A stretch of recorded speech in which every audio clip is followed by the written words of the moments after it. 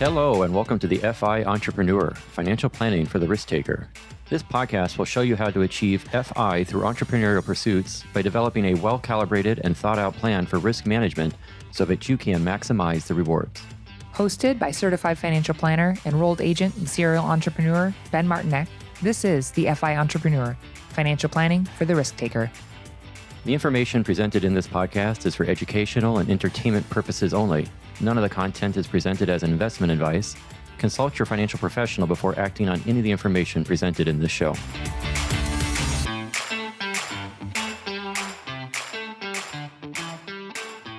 Hello and welcome, everyone. It's Ben here with the FI Entrepreneur and my good co-host, Andrew Bensavanga. Andrew, how you doing this morning? Wonderful. I've been warming up my vocal cords all week for this. All week, man. All week. Doing Everyone get ready. Do, re, mi. Do, re, mi. You're not going to break out in song with No, I forgot the rest. Today. Do, dear. Come on, man. Let's see what you got. No. If there's one thing that Korea has taught me is that no one needs to hear me sing in public ever. They must not know what you're singing about there in Korea, right? Oh, no. It's even do? worse. You go into private rooms with a group of your closest friends, typically after having some tea and crumpets and stuff. And you just sing 4 or 5 people in a small room and sing together. And it's quite a spectacle. This is what you do? Like people get together and they just hash out and it's sing. very popular. Yeah, there's singing rooms, little kind of areas all over the city. In any part of the city, you'll like find karaoke? What do you do? Karaoke, yeah. What You're the doing heck? karaoke. They got Korean songs, Western songs, and it's a big bonding situation.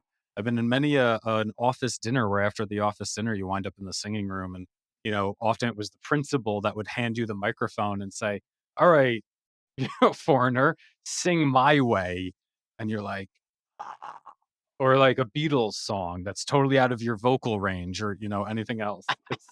So how many drinks do you have to be in before this is a good idea? That's the question. It takes a number. It takes a number, especially for me. Usually you've got a drink in your hand, hopefully, if you're like, singing Piano Man or Sweet Caroline. That was one of my signature songs. That's a fun one. Yeah. Oh, man, you're going to break me out.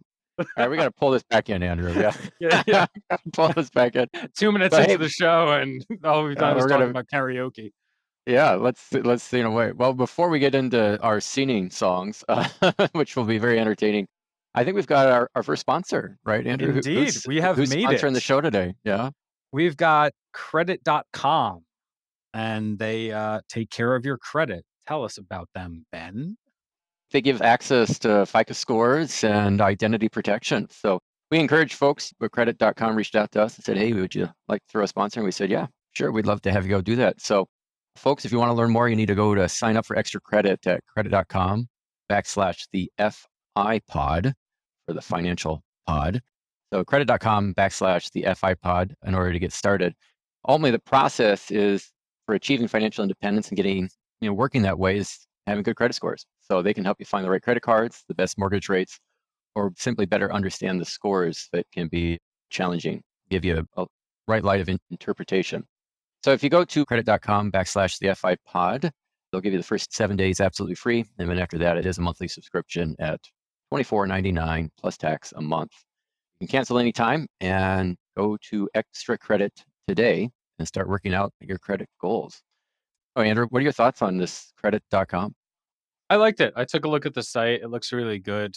I think especially understanding the credit score is really important, understanding what goes into it. Actually, for instance, in my own situation, especially living abroad, I didn't have a lot of credit cards opened.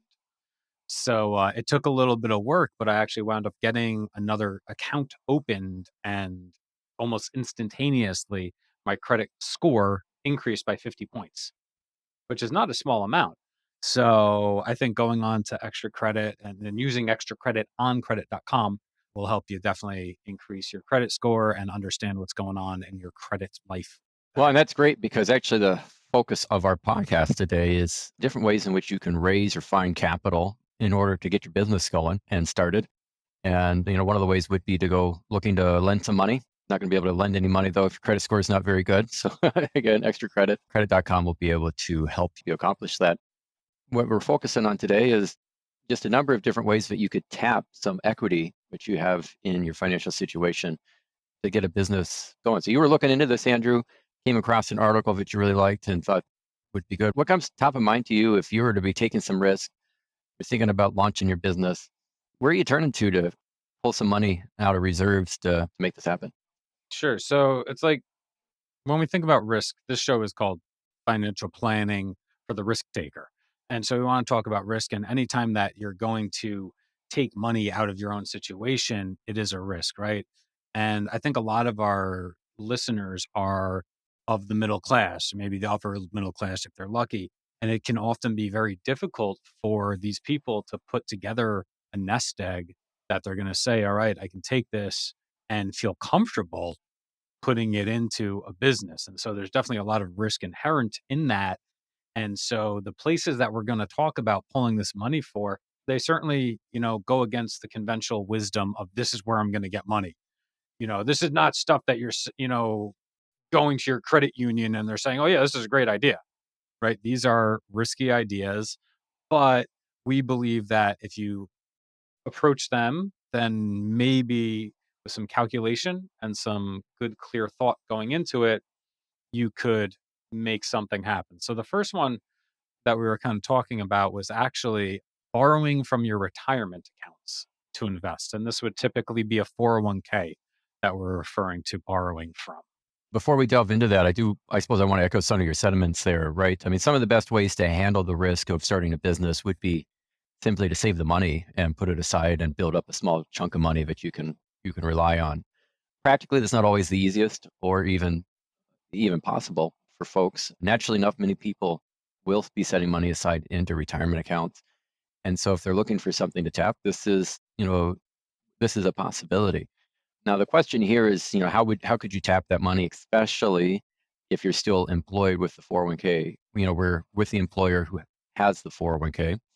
So if you're not aware of this, folks, and we see this not just necessarily with starting a business, but probably the most common situation that this comes up outside of starting a business would be, let's say we're looking to get a down payment on a house and we're a little short for the money.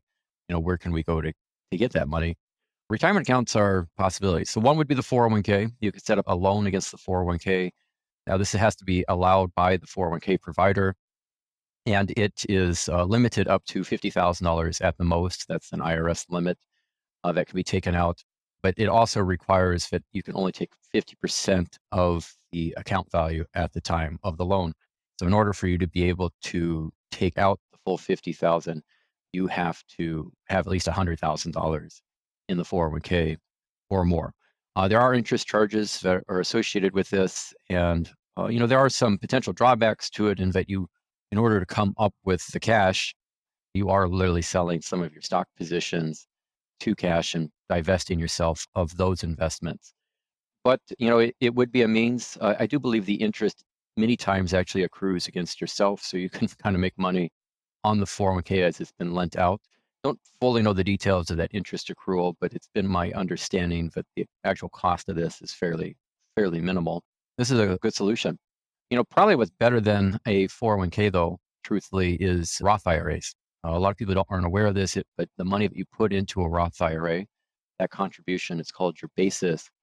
And at any point in time, you can retrieve your basis from a Roth IRA contribution at no tax impact. And it doesn't require underlying qualifying conditions.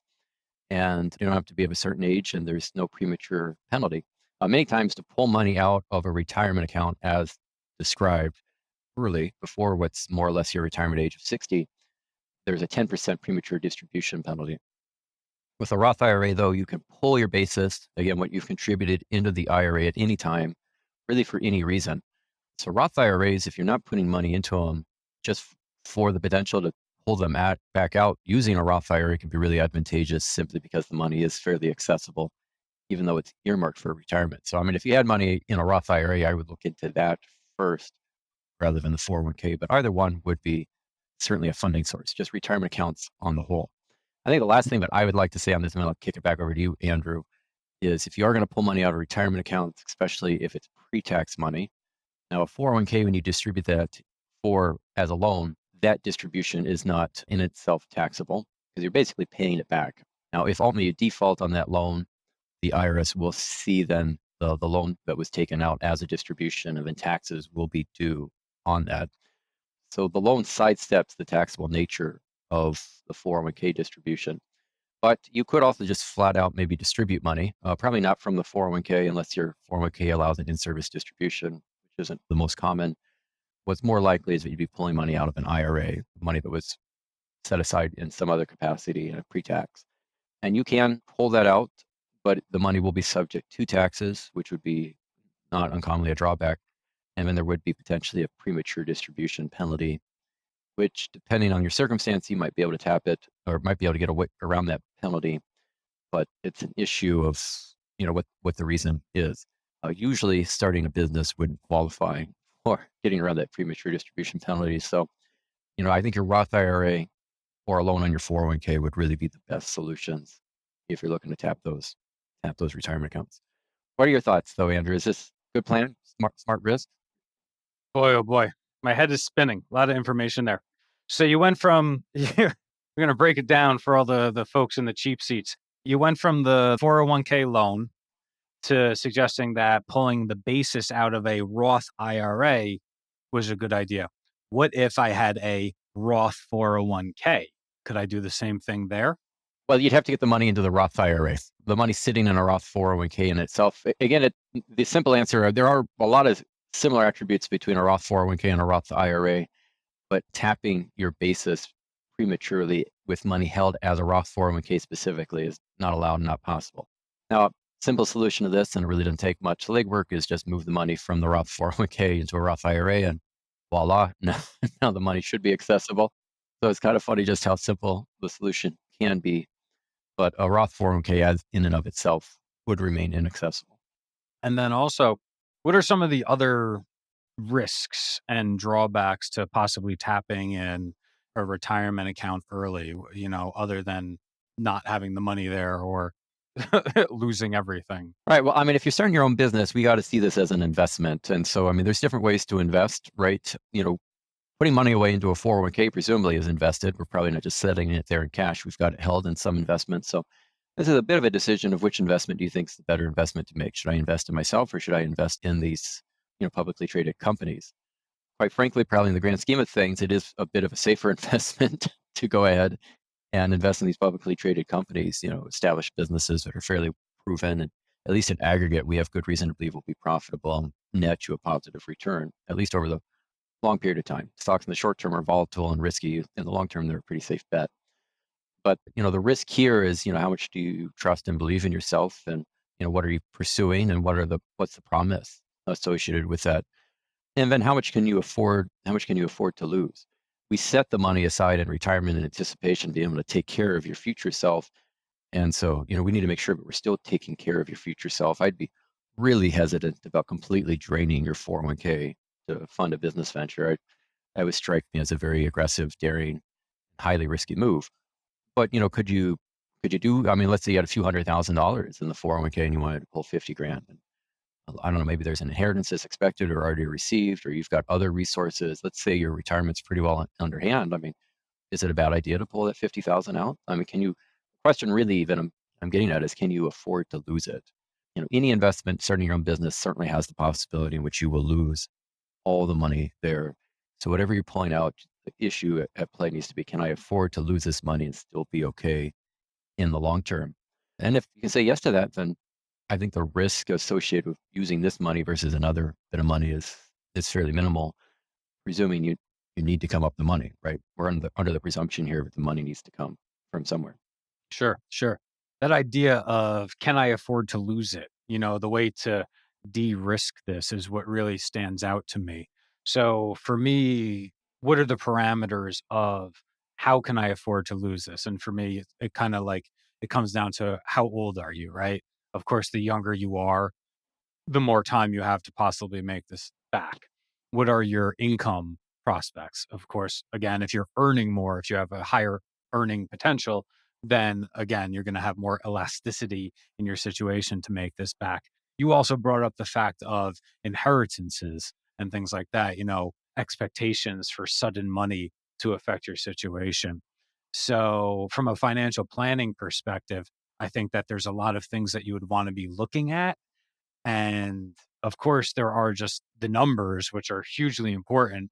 But then again, there's those other factors that affect your tolerance for risk and your ability to use this strategy as a way to finance something.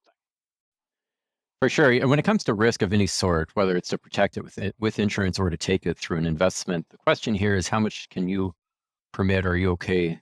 What's your risk tolerance in having your whole life disrupted if this doesn't play out or going to plan, and that you have to change your course of action and go from plan A to plan B to plan C? And presumably plan maybe B, C, and D aren't as good as what plan A was going to be, but plan A didn't work out. So now, now we got to change plans.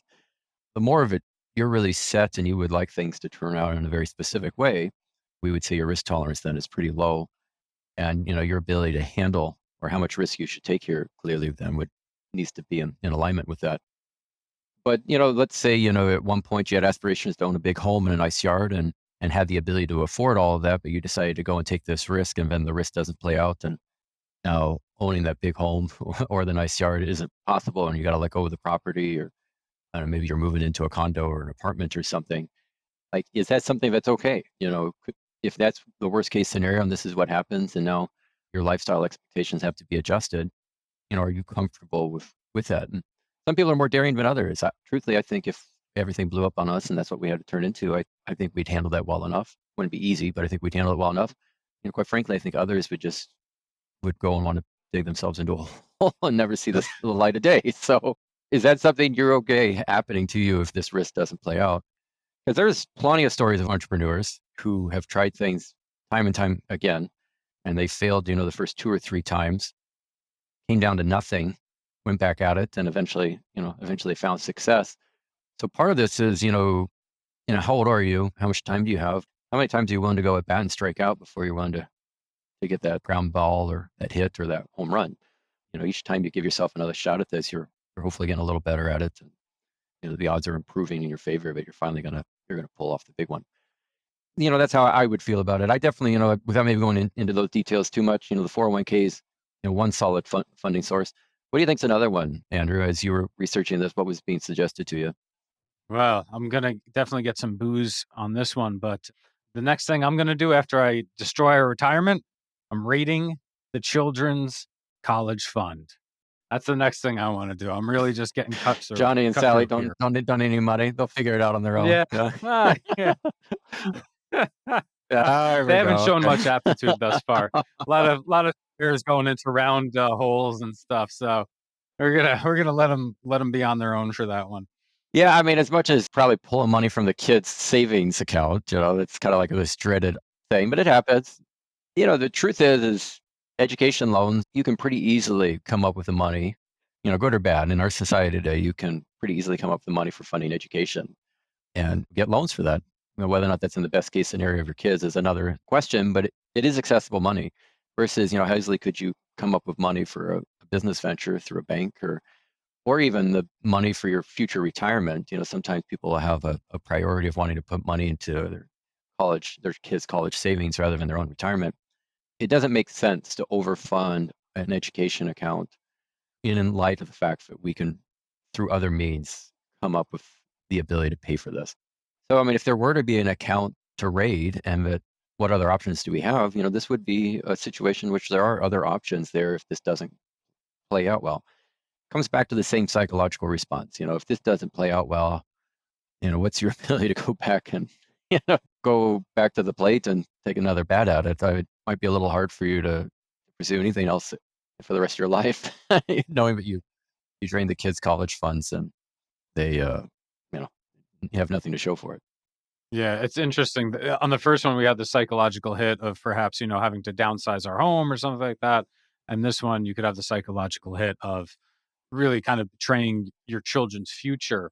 But I think the point that you bring up that it's relatively easy to get money for universities and whatnot. You could take out Parent Plus loans. You could take out loans in the children's name.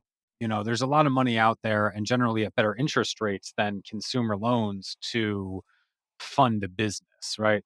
Similar to the drawbacks and the limitations that you spoke about in withdrawing money from a 401k or an early distribution from another retirement account, we also run into those same things with taking distributions from a 529, right? If the money was in a 529.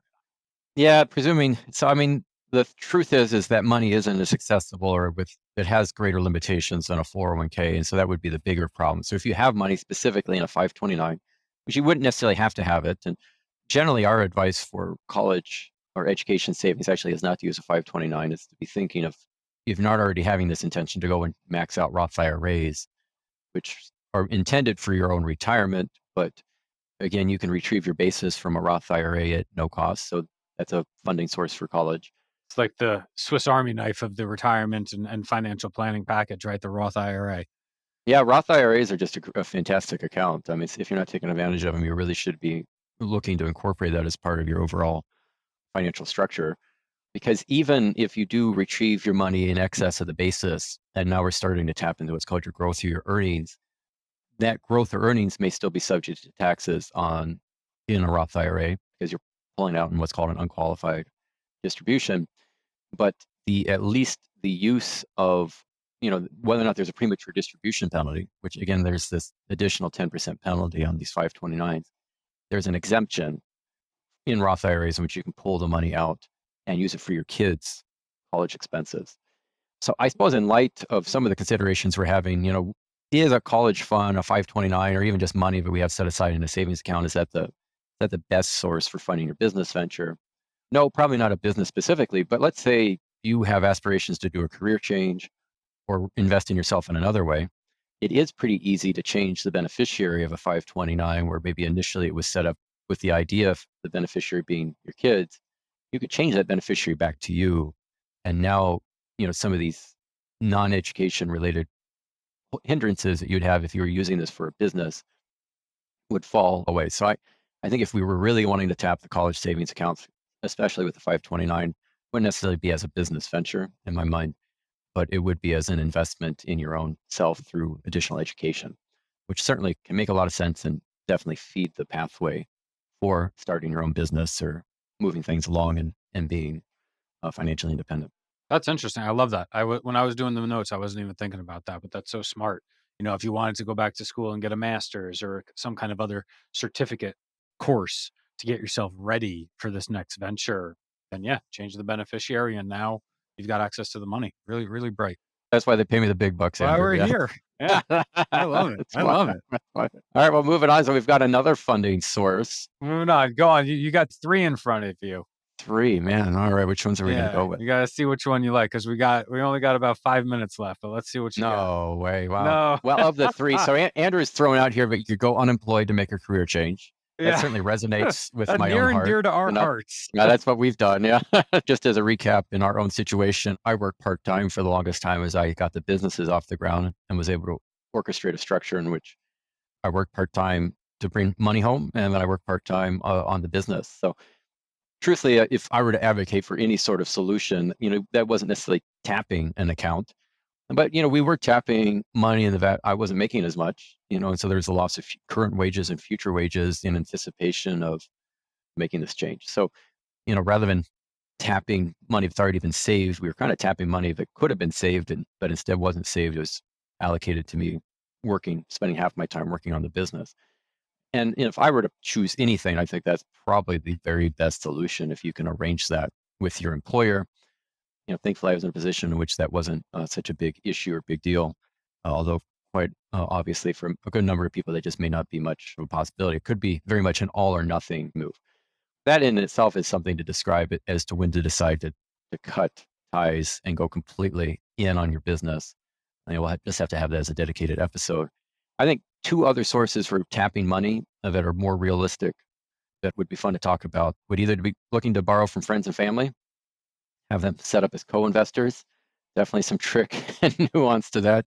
Probably not good to mix business and family together, but I know of stories in which, for sure, one brother asked another brother to help fund a company that he was getting started, and the short of it all is that decision from the one brother to fund him paid out for both of them. Gave a really good job for the one brother as he got helped to get a company off the ground, and for the one who funded the deal, he made a ton of money. He was a major investor in the company, and the company's become something rather worthwhile. So Borrowing from family is certainly feasible. It's just an issue of, how much do you trust them, and how business savvy are they? And we don't want to be reaching for the stars here, because business is tough and plenty of people fail. So don't think that this is going to work out. I think if I were to go and settle on anything, and I would just want to end on this, is provided that you have this at your disposal, which a good number of Americans do, but not everybody does, is if you have any equity in the home and you're looking to tap that equity through a home equity line of credit, a HeLOC, I think that can make a heck of a lot of sense. That equity in the home isn't doing anything for you. I mean, eventually it's there to go and pay the home off and not carry a mortgage. But as an asset, it's a pretty mild investment, and there's good chance that you'll be able to get a loan on reasonable terms by using the house as collateral. It's effectively a second mortgage if you're not very familiar with this. And yeah, I mean, let's say you have $100,000 of equity. Maybe you can tap $25,000 or $50,000 of that. There's various conditions as to how much you could tap, but that could be a great funding source of money that's just right there, effectively a savings account that you might not even know what you had, that could go and push this ahead. Drawback to that, obviously, is things don't go well. Whatever debt pay down that you had on the home is been reversed, and now you've got yourself a mortgage on the property, and you'll obviously have to be able to fund those payments. But that could be a really good asset, and one that we've used in our own business adventures for helping to fund things. So between everything that we've discussed, that would be towards the top of my list if it's in play for you. Hmm. Well, I want to ask about some of the technical details, and I know that you haven't done much prep on it, but maybe you just know. So let's say that my house is worth 100,000 and I have about 60% equity in it. So my equity is about 60,000. How much do you think that I would be able to borrow? Would I be able to borrow, 30,000 of that 60, or, how low can I go? Can I draw it down past like 20%? Like, could I put myself in a situation where I need to be then paying mortgage insurance on the loan again? Or, does it really allow you to pull down quite far? Yeah, I mean, at the end of the day, that's all going to be decided by the bank in question who's choosing to loan against you. They're going to be placed as a second lien holder on the property. The first lien holder is going to be the primary mortgage. What does this mean? So if you come in a situation where you can't make payments any longer and you're in default on the loan, and the bank now is forced to sell your property as a way to get their money back, the first person in line for getting that cash back is the primary mortgage. The HELOC will take a second lien position, and the fact that they're second in line has additional risk and vulnerability. So they're going to be hedging their bets as to just what's the likelihood that they're going to be able to get all of their money back if for some reason you go in default. I think every bank's going to have their own lending requirements and expectations. It's ultimately just fundamentally a question you have to run or ask by the bank. In our own specific circumstance, the way they handled that is they looked at what's called the taxable value of the property based off of your property taxes. Not uncommonly, taxable value is lower than the actual market value. So they're probably not basing the value of your home on what we think you could sell it for. They're basing it on what the property taxes are being assessed. And depending on your A situation, detriment to the borrower in this well, that's right. situation. Property tax value is probably usually quite a bit less than current market value. And then they're going to say something of up to 30% of that taxable value we'd be willing to loan against. Is what you're going to be able to Yeah. get. So not a ton really. And then since also they're in a second lien position, their interest rates are going to be higher than prevailing mortgage rates, right? Primary mortgages. Yeah, that would be the drawback there too. Now, of course, with a line of credit, you don't necessarily have to take the money out. Another thing you could do is refinance the loan. So you just get a whole new loan and you cash out the money, and then you use the cash to fund the business. And so you don't have a line of credit. You just flat out get cash, a big chunk of money. Usually in a refi, though, you're looking at higher rates. It's Mhm. not uncommon industry expectations for them to charge you more. I think a HELOC would be better, but there are annual fees. There's certainly going to be an origination fee for setting up that HELOC, and you may be paying annual ongoing fees just to have the access to it. So there could be some administrative cost. But the value is you don't necessarily have to pull the money out of the HELOC. It could just be something that it's there if you want to tap it, and then if not, you don't have to. And so really, from a financial planning question, could it make sense to simply have a HELOC set up really as a backup emergency fund, period? for you. Potentially, also a business venture funding source. Yes, but even just simply, hey, if things got really tough for us, we'd like to be able to tap the home equity. Let's just have a HeLOC open and ongoing. And generally, how long could you have it open for? You'd probably have to renew it every few years because oftentimes they give you up to 5 years to pull, 5 to 10 years to pull the money from, and then it's settled. Kind of closes and you have to pay the money Well, and back. again, you don't necessarily have to pull the money out. It could just, it's open, but then how long they allow you to tap it, they don't leave that. Most banks, I don't think, leave that open-ended. It's only a number of years if they'll allow you to tap it, then it closes down. We could ultimately spend more time discussing HeLOCs in great depth, but yeah, if you've got some equity in the home, I think not a bad idea, right? At the end of the day, when we think of financial planning in the grand scheme of things, people really don't want your house when you pass away, right? And so we tend to have this aspiration. Yeah, we tend to have this aspiration. Oh, I want the house paid off, and I want to pass it on to my kids, but Your kids don't want to live together. They spent their whole lives That's getting right. away from each other. Yeah, so they don't want the house, So why have it paid off in full? Like it doesn't. That's funny. Like it doesn't have to be something. I think it's not a bad goal to have, but I don't feel like it's something you have to have as part of your financial situation. So It's nice to have it paid off for yourself, but then at the end of the day, like you said, all that equity is just sitting there. And long-term appreciation rates on homes are only 3% historically?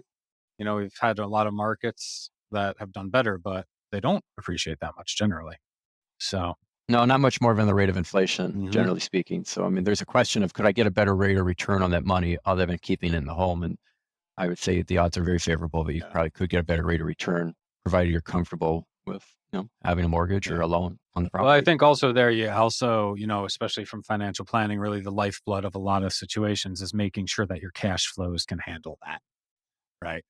Yeah, and then emotionally you can handle it. I mean, if you Mhm. did come back and found out you owe an extra 30 or 50,000 or whatever it might be on the house, that if this whole thing blows up and then you got to pay that back, obviously being okay with that. No one's going to love that sort of situation, but you're okay with it, and you don't live in a permanent state of regret. Would be something you'd have to battle against.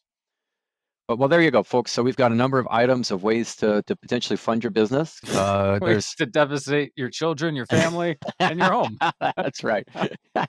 So A get at it. good package for you today. Yeah. Let's take some risks. Yeah, no, let's take the right risk. So, all right. Well, thanks for joining me today, Andrew, and thanks for joining us, listeners. Love having you here, and be sure to tune in for our next episode.